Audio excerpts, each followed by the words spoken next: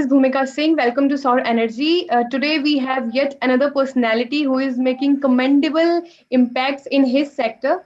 This time the sector is water sector. It is my privilege to welcome Dr. Parag Agarwal from Janajal, who is the CEO and founder of an innovative water startup that has just been selected by the government of India for its technology's role in Jal Jeevan mission. So without a further ado, let's start.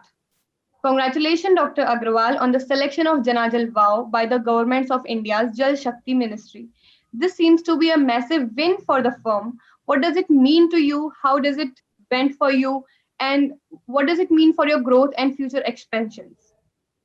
First of all, I have to say that we are very, very excited and very, very privileged to be picked as one of the five technologies by the government of India to deliver their drinking water mission by 2024. Obviously, it's a very, very big responsibility, and but clearly, as we see it, it is something that we envisioned.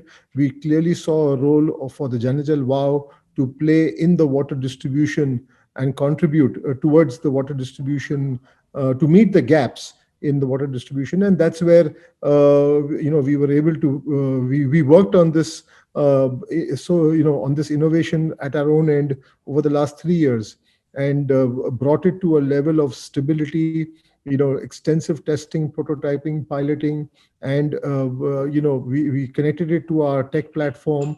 Were able to get all the data, monitor it consistently, make sure that we were able to supervise and regulate the quality of water that people received at all points in time. And all of this, when presented and submitted to the government of India, to the Jal Jeevan mission, they saw the merit in the concept, and that's where that's how we are where we are. So it means a lot to us as a company, and I think to the cause of safe drinking water at large, and its prospects as far as India as a country is concerned.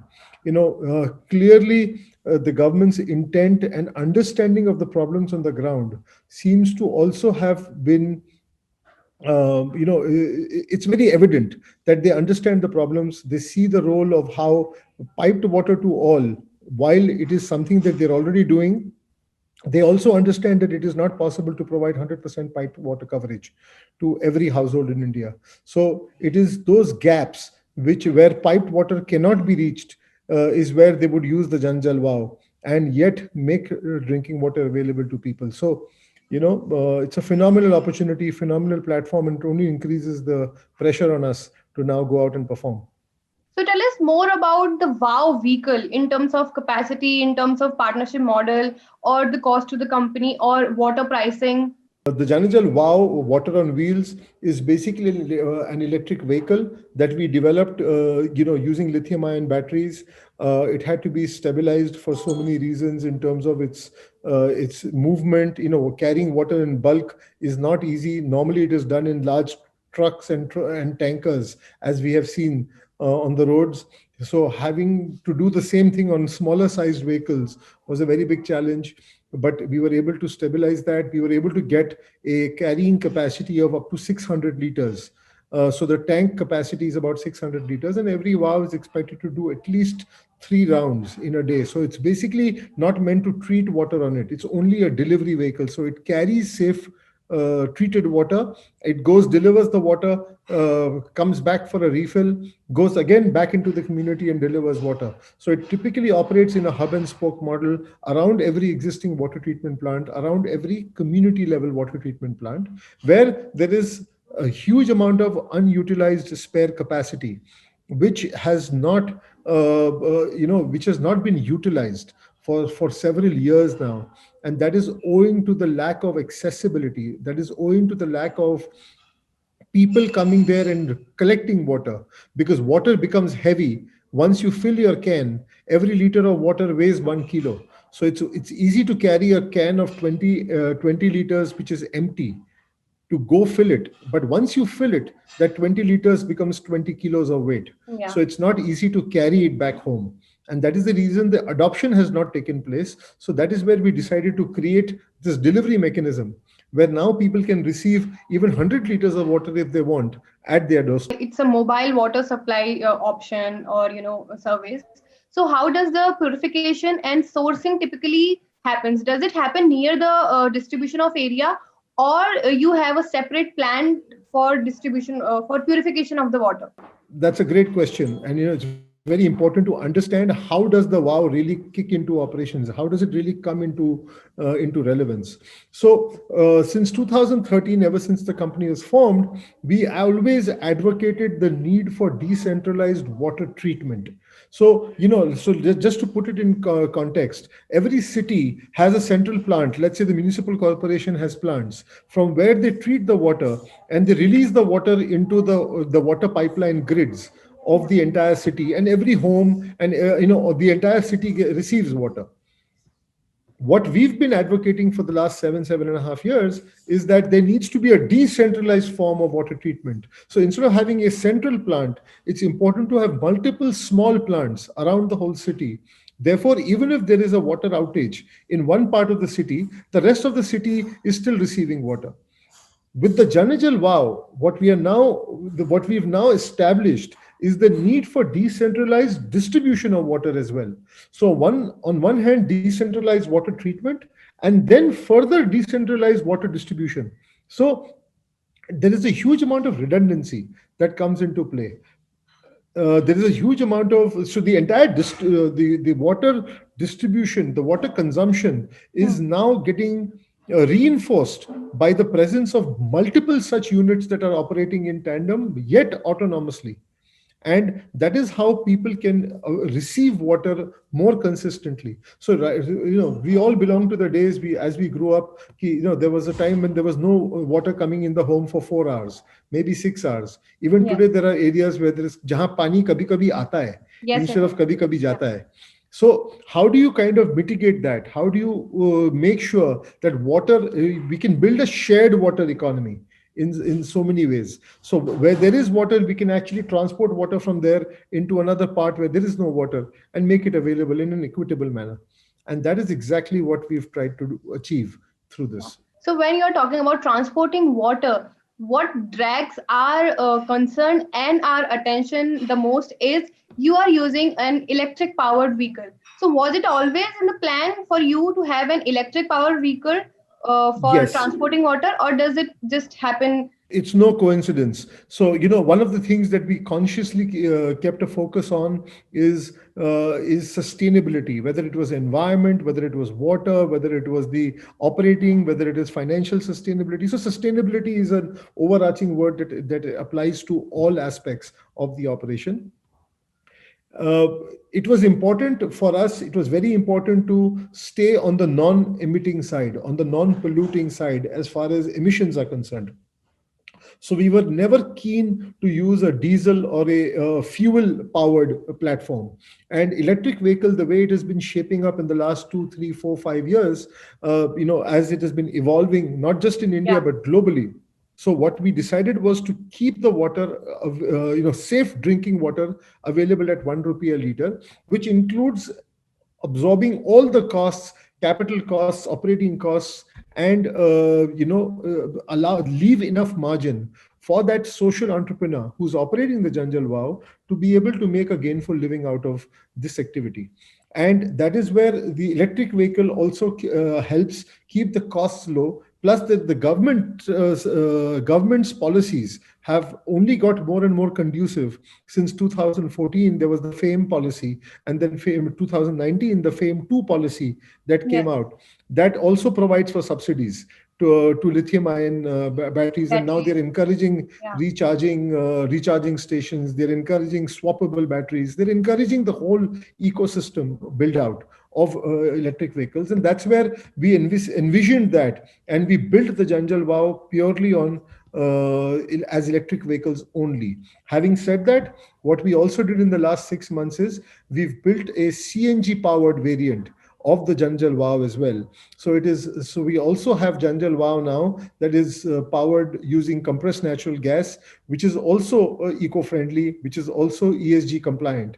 And therefore, we are not deviating, but we only created a lateral variant so as to reinforce the entire concept. When talking about sustainability and less, emissions, CO2 emissions, have you ever considered solar powered purification or dispensing machines? What could we see more in future? So, solar has been around for a long, long time. It has Yes. also got a lot more viable now in terms of affordability, in terms of the capital cost coming down. But even today, at the micro sized interventions that we are planning, solar is still not a viable option simply because the number of panels required to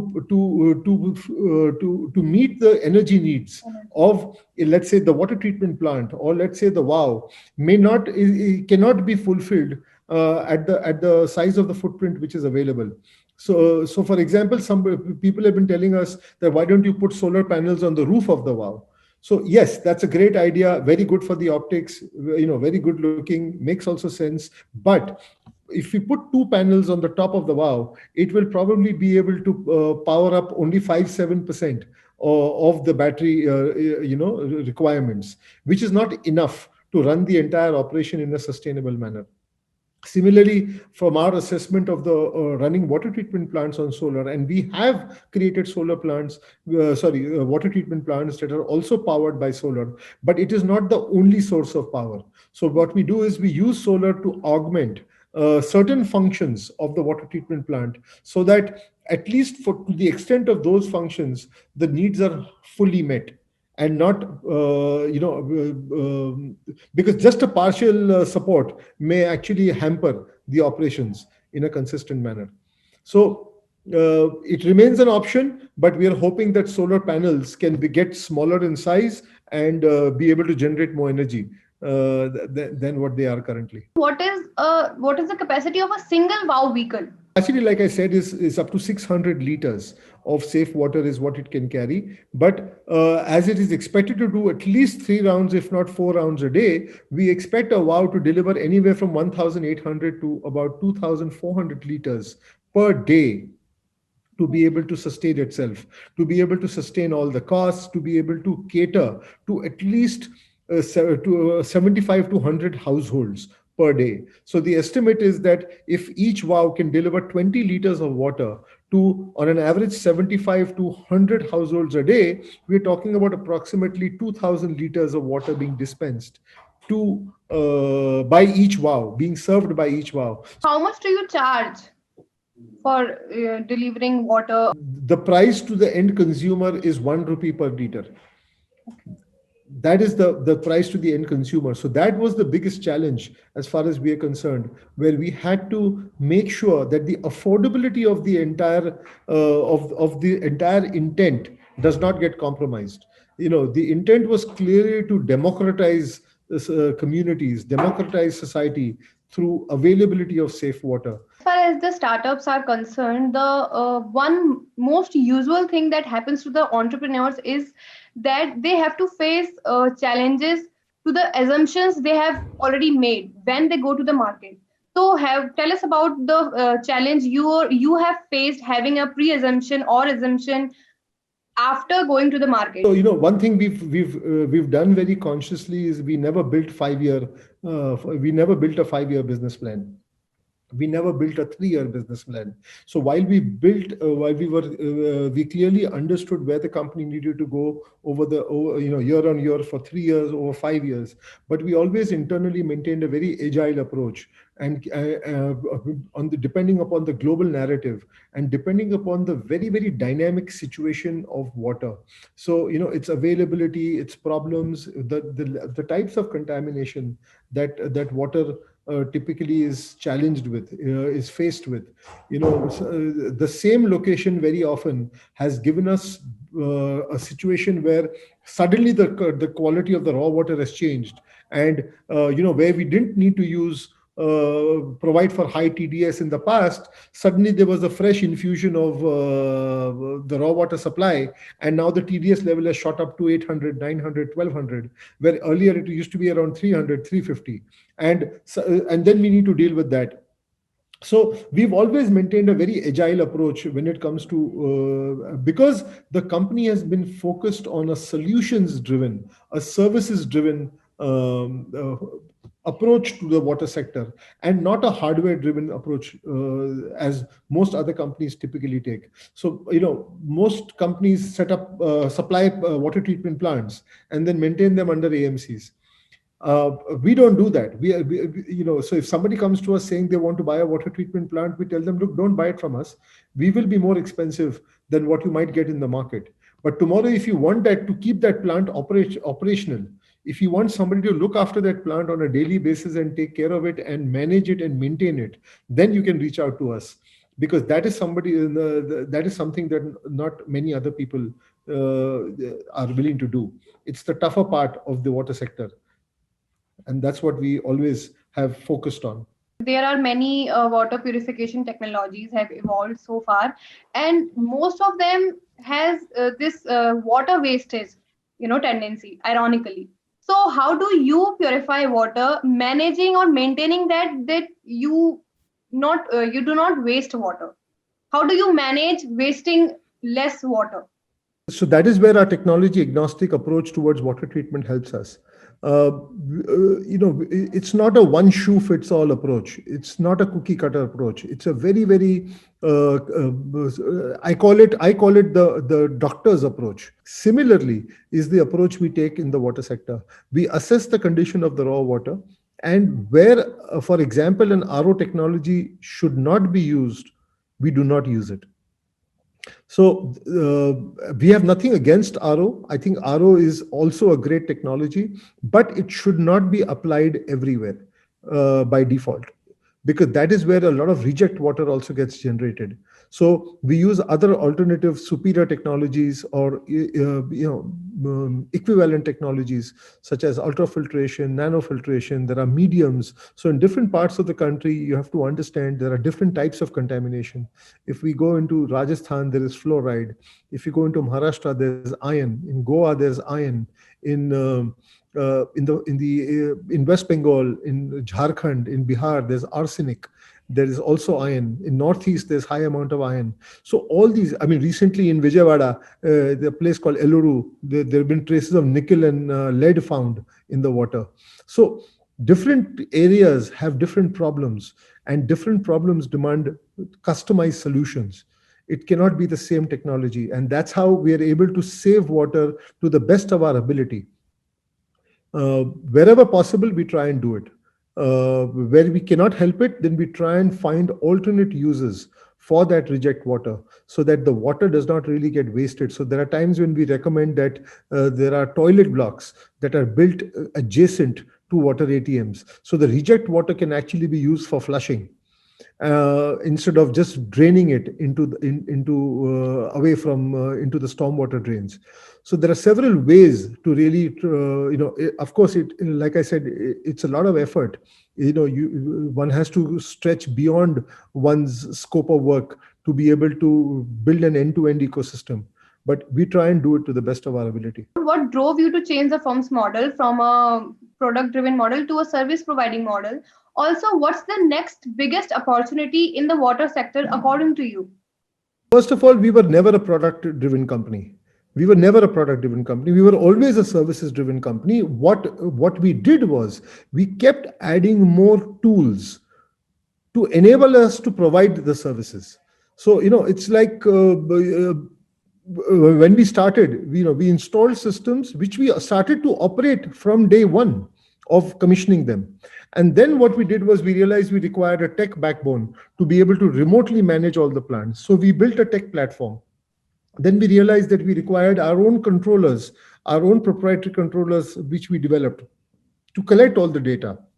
Then we realized we needed to deliver water because accessibility was a problem. So we developed the Janajal Wow. And so what we did was we kept developing these tools, or this so-called hardware, but purely with the intent of providing services. We were never a products company. So if somebody comes to us and says, we want to buy 50 vows from you, 100 vows from you, we may not sell it.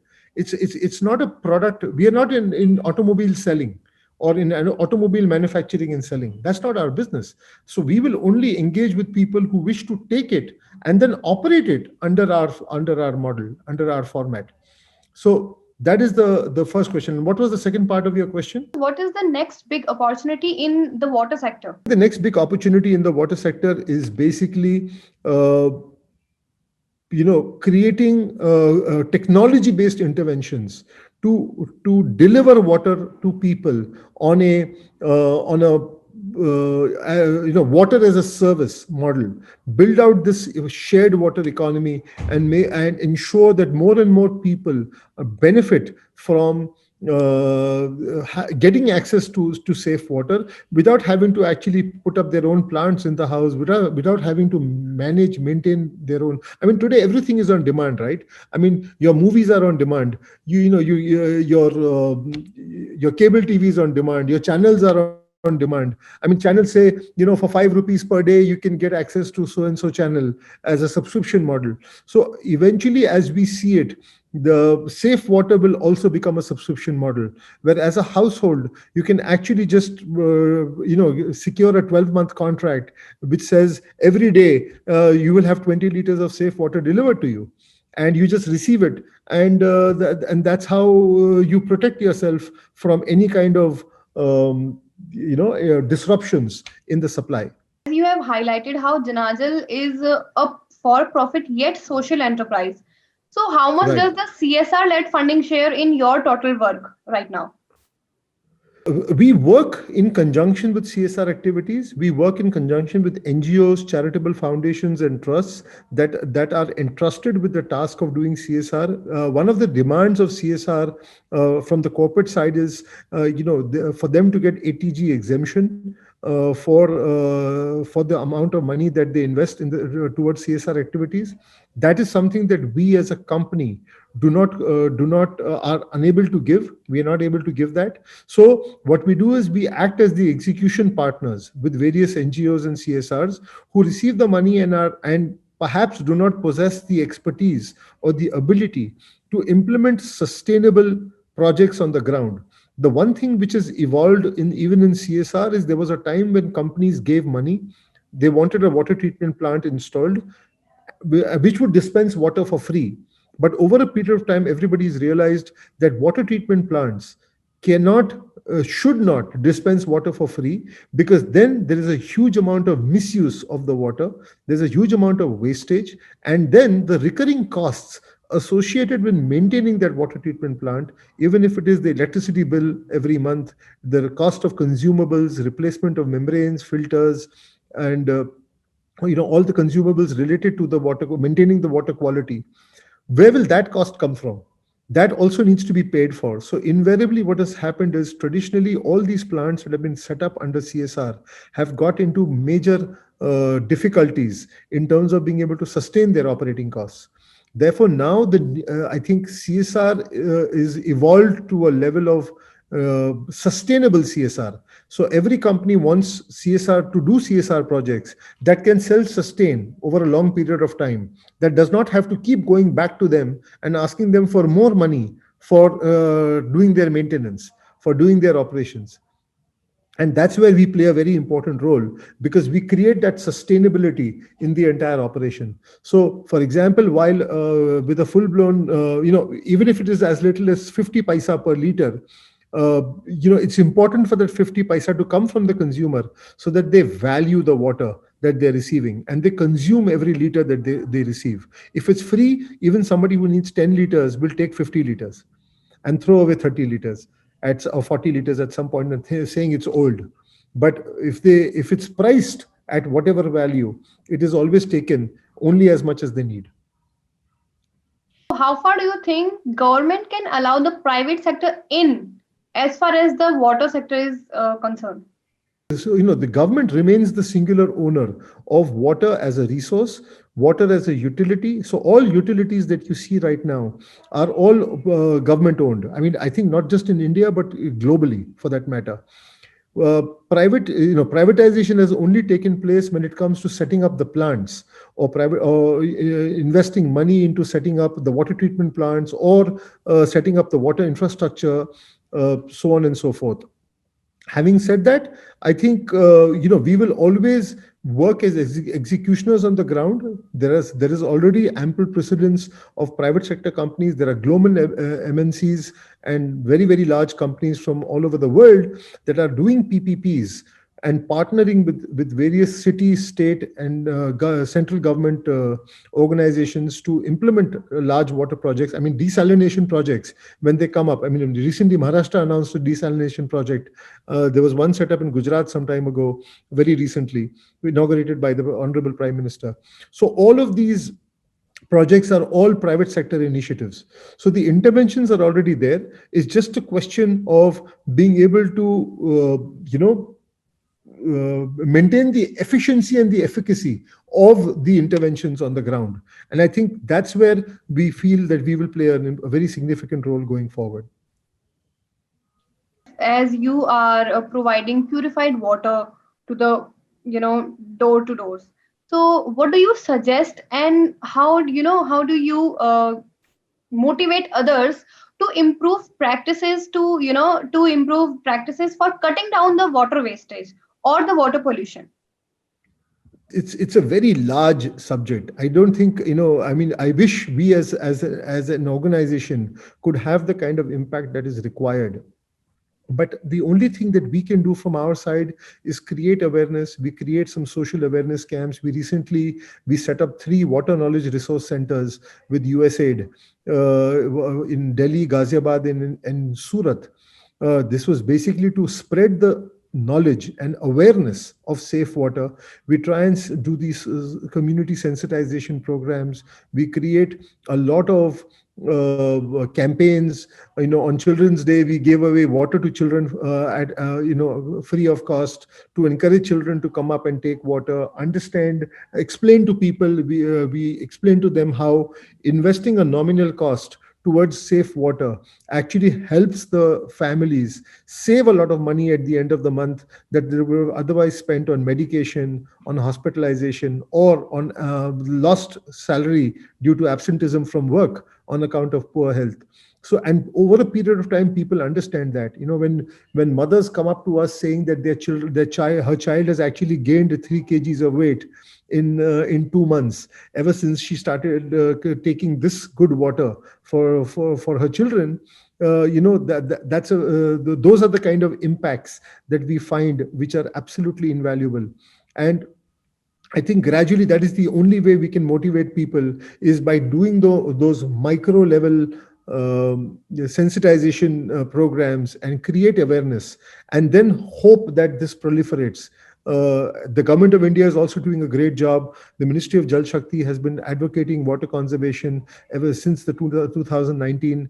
Of course, unfortunately, a lot of the focus and efforts went towards managing the pandemic in the year 2020. But their efforts are still on, and the very fact that they've now announced the Jal Jeevan missions targets, I think augurs very well for the future. As you know, the world has turned upside down during this 1 year due to the Absolutely. pandemic. So, how much did the pandemic affect your firm, your expansion? How much did it affect you? Yes, a lot of the milestones that we have laid out for ourselves in 2020 have got pushed out to 2021. But having said that, at the strategic level, we feel that we've been able to survive. We've been able to kind of stay relevant. I think the one thing that we look back and thank God for is the fact that as an activity, we are still relevant. A lot of other businesses have got disrupted so badly that they're almost finding themselves irrelevant today in the post-pandemic world.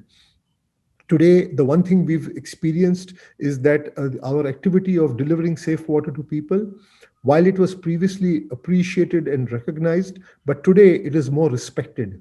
Today, a lot of people come up to us and they respect us for what we are doing, simply because they understand that we are doing something which really helps people stay healthy, which helps people, stay secure from waterborne illnesses, waterborne diseases. COVID-19 is a virus, and this virus can also proliferate through untreated water. So one has to understand that water that is consumed must be treated to even prevent the spread of COVID-19 in the future. It's like any other virus which travels through water. So I think one thing that we are doing is we've sharpened all our processes. We've tried to make this awareness, spread this awareness more and more, and we will continue in our journey. We feel extremely blessed to be able to contribute to building to societies, to building the new India that the Honorable Prime Minister has envisioned, and we hope to be able to make a significant contribution going forward. Do you think what could be the biggest challenge for the government's Jal Jeevan mission? I think their biggest challenge will be reaching out to more and more people within the stipulated time. And I think the challenge will be getting people to understand and appreciate the fact that unless a nominal value is attached to water, water will not be valued. Their biggest challenge remains educating people about not leaving their taps open when they are brushing their teeth. Their biggest challenge will remain that, letting people know that every glass of water that they do not waste will show up in somebody else's glass somewhere in the world, if not somewhere in the country, if not somewhere in the city, or somewhere in the village. Water is the only thing which is seamless. Even blood has groups. Water has no groups. It is just about safe water. So I think their biggest challenge will be in making sure that India defies all these reports of 30 cities being faced with a zero water situation in the future. I think the government of India is going to do very well in terms of proving those reports to be wrong, because they're getting their act together in terms of water management, they're getting their act together in terms of water distribution, water treatment, and it remains the world's single largest problem. So one has to also understand that it is going to take some time to solve that. But the process has begun, and I'm very confident that it will only get better and better. Also want to congratulate you for getting nominated in top 500 global tech startups by Slingshot 2020 in Singapore. So, Thank what you. do you have to speak about it? How did it go for you?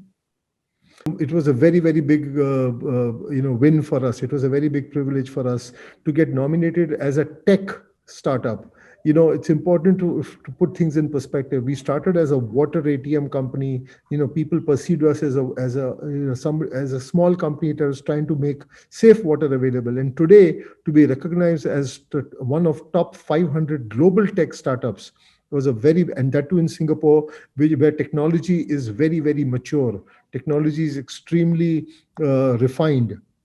But there we've been able to kind of project ourselves. We've been able to prove, showcase, and demonstrate how our tech platform is unique and different and contributing towards in a sector which is totally been disregarded as far as technology is concerned. So it's a very, very big moment of pride for the entire team, and it motivates us to only build further. Thank you, Dr. Agrawal. It was very nice interacting with you. It was great. And I just want to congratulate you on the behalf of our team, Solar Energy International. Thank you so much. Bhumika, thank you and the entire Solar Energy team for doing this, for taking our message to the world, and please let everybody know that anybody who wishes to contribute towards this cause in any manner possible, whether they're an IT company, they're an electric vehicle company, whether they're a water treatment, they have membranes, they have any water related interests, they're most welcome to reach out to us and talk to us, and we'll be happy to respond. Thank you.